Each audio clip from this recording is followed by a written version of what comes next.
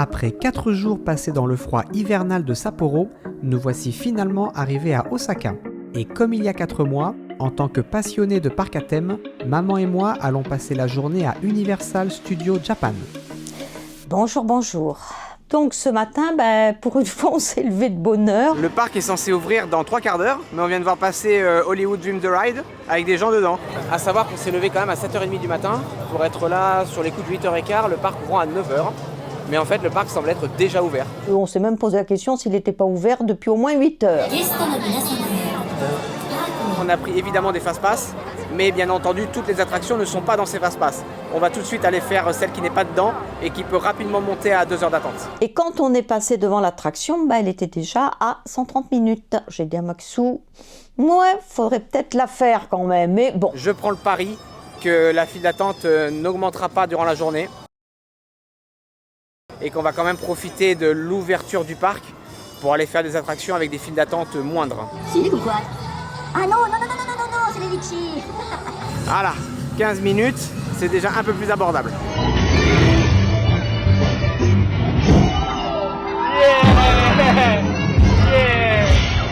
Alors maman, les mignons?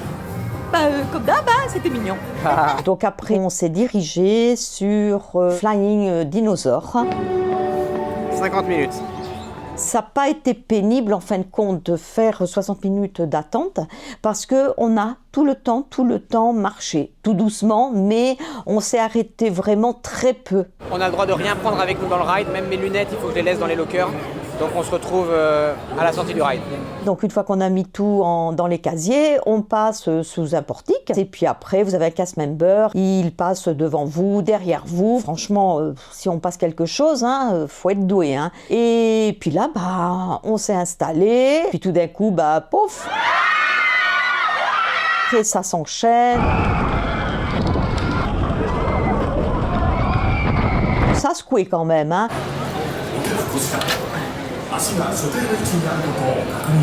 Bon, c'était la deuxième fois que je faisais ce ride. Il y a vraiment 3 moments clés qui sont assez spéciaux. Le premier moment, c'est une fois que tu arrives en haut, quand tu commences à descendre. C'est-à-dire vraiment quand tu es la tête la première en bas. Et ensuite, les 2 autres moments, c'est les 2 loopings. Tu rentres dans le looping, la tête la première sur le dos. Sur le premier looping, tu prends énormément de jets dans le dos, tu es plaqué contre le ride. Et sur le deuxième, c'est la même chose, sauf qu'en plus, ça te prend au niveau de la gorge juste avant de ressortir.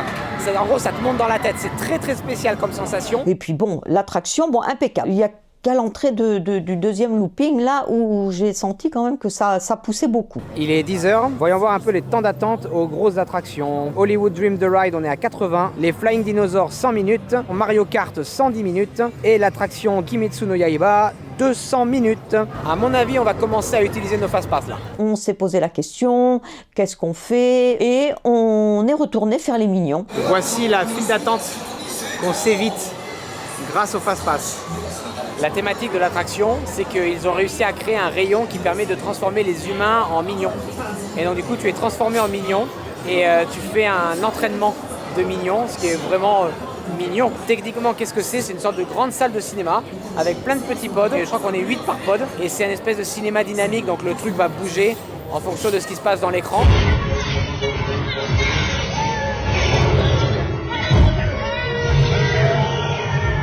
On est sorti de l'attraction, on est allé dans les toilettes des mignons parce qu'alors vous avez des bruits qui sont super marrants. Et si t'as pas envie de trop faire l'attraction ou quoi, tu peux t'asseoir là sur des bancs et puis profiter de la vue. On a décidé donc de faire Hollywood The Ride. 110 minutes, mais heureusement, on a un fast-pass.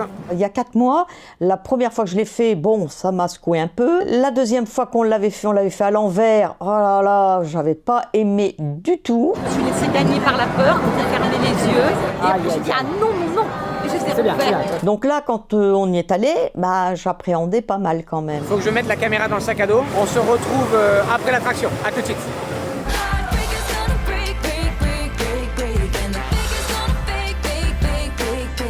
Eh bien, agréablement surprise, c'est passé super bien. De retour sur la terre ferme, toujours vraiment excellent ce ride. Malheureusement, on n'a qu'un seul fast-pass, donc on ne pourra pas le refaire parce qu'il y a beaucoup trop de temps d'attente. Il est 11h30, on a nos fast-pass pour le Land Harry Potter qui commence à midi, donc là on va essayer de se manger quelque chose en attendant. Maximilien m'a proposé, et puis c'était ok, qu'on aille manger au Land Harry Potter. Un des trucs qu'ils ont très bien fait, c'est que pour t'y rendre, il faut traverser une allée avec des pins, avec des arbres, et ça te permet vraiment de couper avec le parc, on va dire, principal, et de commencer à te mettre dans l'ambiance d'Harry Potter.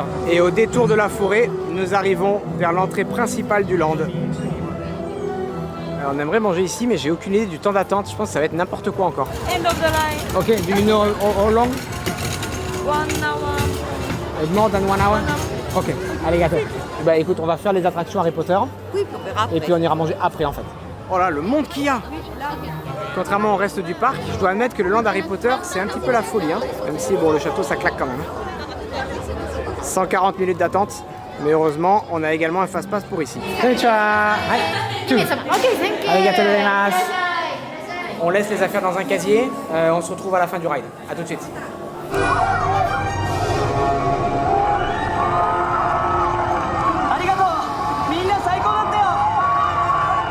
J'en avais un bon souvenir, donc je l'ai refait avec beaucoup de plaisir. Par contre, c'est un truc qui brasse quand même. Allez, parti. C'est une espèce de chaos là-dedans, mais laisse tomber.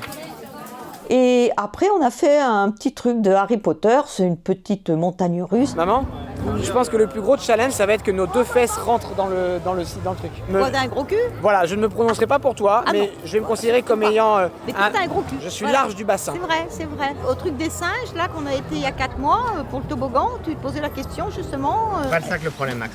C'est mon... Non, il va se mettre sur Si, le côté. si, c'est le sac. C'est le le sac. sac le problème. C'était le sac à dos qui bloquait. C'était pas... sûr? Oui, c'était le sac à dos. C'était le sac à dos. peut-être. Bref, là, on arrête de parler de ça. On va faire l'autre attraction pour laquelle on a un fast-pass également. La queue a l'air sympa, mais 120 minutes, non merci quand même. Hein. Allez, on avance. Regarde, il n'y a pas beaucoup de place. Hein. À 2 adultes, pas arrivé. Allez.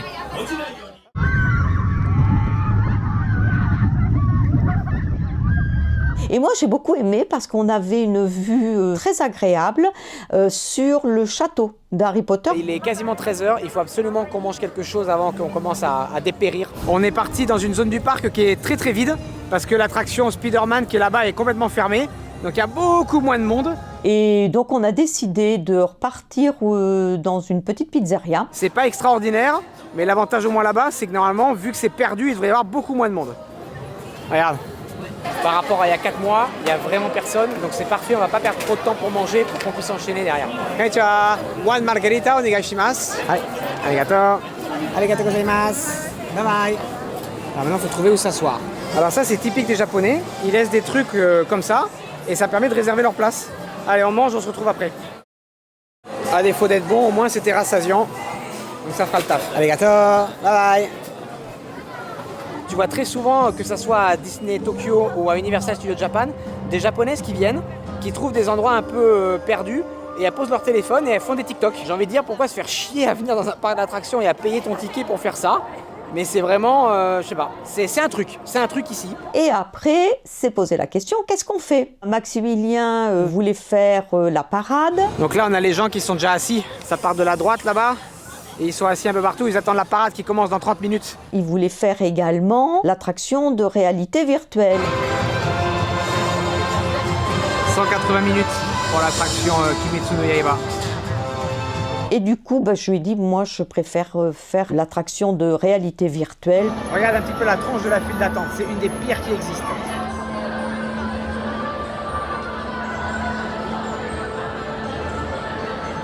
Par rapport à celle de Flying Dinosaur, où on marchait tout le temps, un petit peu, mais on marchait. Là, non. Là, on était sur place et puis on attendait. C'est un truc de ouf, en fait, regarde. Il est en train de distribuer des parapluies parce qu'ils sont en train d'augmenter la file d'attente. Et les gens sont obligés maintenant d'aller là-bas tout au fond. Et là-bas, ça n'est pas abrité. Donc vu que c'est pas abrité, il leur donne des parapluies pour pas qu'ils se flottent. Franchement, là, chapeau, hein. Vas-y, montre ce qu'ils nous ont donné. Très pratique. Allez, on va embarquer. Et après, on s'est installé donc dans les petits chariots. Ils nous ont donné un casque qu'on s'est installé. Et alors là, on est parti. On partait dans un train. Et alors, c'était fabuleux. C'était des montagnes russes, mais évidemment, on ne les voyait pas, puisqu'il y avait de l'animation de partout. C'était comme si on était dans l'action. Moi, c'était la première fois que je voyais un truc pareil. Waouh, waouh, waouh. Voici les lunettes qu'ils te donnent. Donc là, il faut qu'on les ramène à la sortie. T'as trouvé ça comment, maman? C'est cool, hein? Génial, bien. Ah ouais. Quand ça a été terminé, j'arrivais pas bien à enlever le casque, donc j'ai un gentil cast member qui m'a enlevé le casque, mais en l'enlevant, il a pris le casque. Je dis à Maximilien, mais t'as ton casque toi? Parce que je dis, moi, je l'ai plus. T'as... C'est la scène. Il y a une cast member qui me courait derrière, mais au bout d'un bon moment, elle a trotté la fille. Hein. C'est parti sur ton truc. Mais c'est pas ça, c'est que moi, elle l'a enlevé, moi je me suis emballée. Moi, la fille, elle le prend. Je lui dis, moi, je lui laisse. Hein. Au final, ça aura pris moins de 2 heures. Je suis dans le truc encore, tellement c'était... c'était cool, hein. C'est du chocolat matcha, et elle, c'est du lait fraise. Ah oui, ça va quand même jusque là-bas. Tu le veux, ton churros, hein? J'en veux 2. J'en prends Un chaque. Ah ouais, on va y goûter, hein. On verra Je ça. vais faire pas la queue pour rien. Je suis d'accord avec toi. Arigatou gozaimasu. Allez, on va s'asseoir. T'aimes pas? Le thé matcha dessus. J'ai l'impression de bouffer de la pelouse. Et puis moi goûter l'autre. Pareil. Moi je préfère ceux de Disney. Je te les laisse toi. Très bien, Maximilien. Moi, je les ai bien mangés. Je les ai trouvés très bons. On se met en route? Bah oui, quand tu veux. Bah go. On est parti. C'était l'heure quand même qu'on parte au land de Nintendo. And that's the number 2. So let's say here we Et go! Arigato.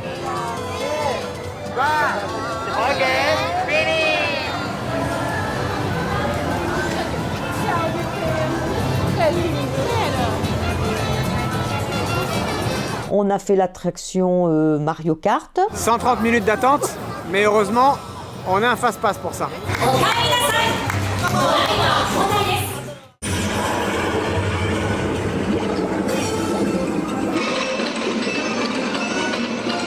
Alors, il y a 4 mois, je n'avais pas tout bien compris. L'attraction derrière, le principe, c'est qu'ils te mettent un casque de réalité augmentée. Et donc, tu es dans un kart, dans des décors qui sont magnifiques. Et par-dessus les décors, en fait, quand tu bouges la tête, tu vois en fait les autres joueurs, tu vois les flèches qui apparaissent quand ils te disent de tourner à gauche ou de tourner à droite. Tu vois les effets de tes carapaces sur les ennemis.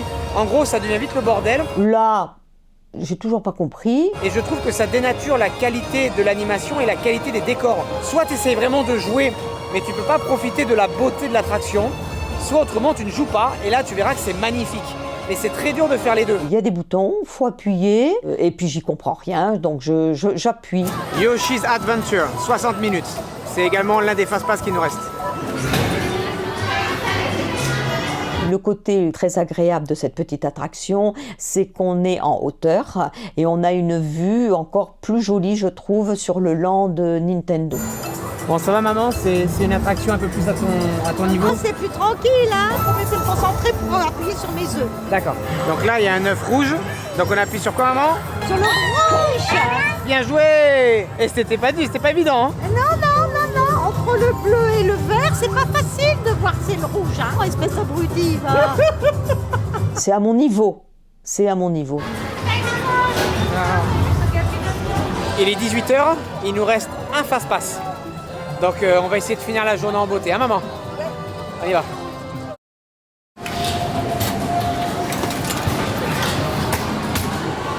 Je te laisse deviner ce avec quoi on a terminé. C'était vraiment encore costaud, hein. Donc comme on avait fait Yoshi et puis que c'était tout gentil, comme Mario Kart, c'était tout gentil, on s'est dit on va aller faire Flying Dinosaur. Ayant désormais eu l'occasion de le faire de jour comme de nuit, je conseillerais grandement de le faire de jour. De nuit, tu vois quasiment rien, alors que de jour, tu vois vraiment les moments où tu vois le sol et les moments où tu vois le ciel, et tu as une bien meilleure vue sur les alentours et sur le parc. On a trouvé que c'était un bon truc pour finir notre journée. Il est actuellement 18h30, mais quasiment toutes les attractions sont fermées parce qu'ils les ferment en estimant le temps d'attente. Pour une fermeture à 19h30, s'il y a 2 heures d'attente, et ben dès 17h30, tu ne peux plus rentrer dans la file d'attente. Donc après, on s'est baladé tranquillement. Nous voici à Wonderland, le monde de Elmo, Snoopy et Hello Kitty. Regarde là les montgolfières et je trouve que c'est original. Et c'est mignon comme tout. C'est pas vilain, ouais. Par contre, je pense que tu bosses là et t'entends des musiques comme ça toute la journée, t'as envie de te flinguer. Hein. Moi je veux bien y monter mais je voudrais pas qu'on vienne me déloger. Ils pourront pas te déloger, tu vas être coincé dedans. Non, je déconne, ouais, on va éviter de se faire remarquer. Et puis quand on est sorti du land des enfants, on est reparti tranquillement au land de Harry Potter.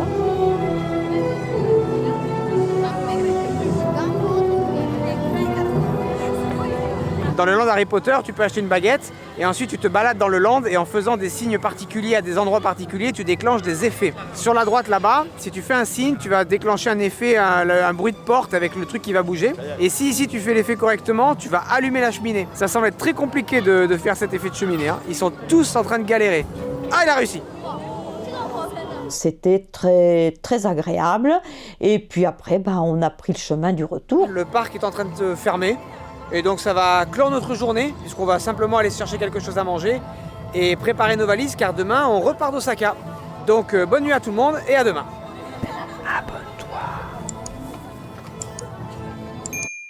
Les scènes coupées.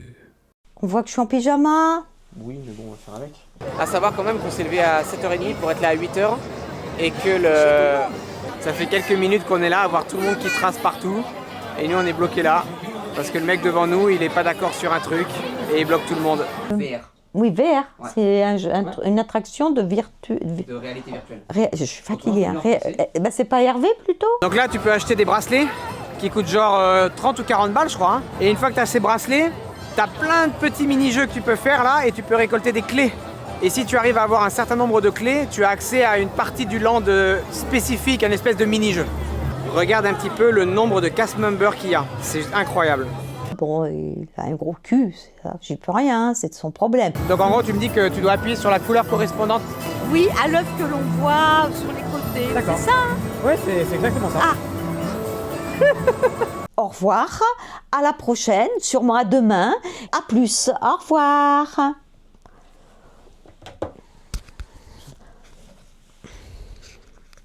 Merci de ta contribution. Putain.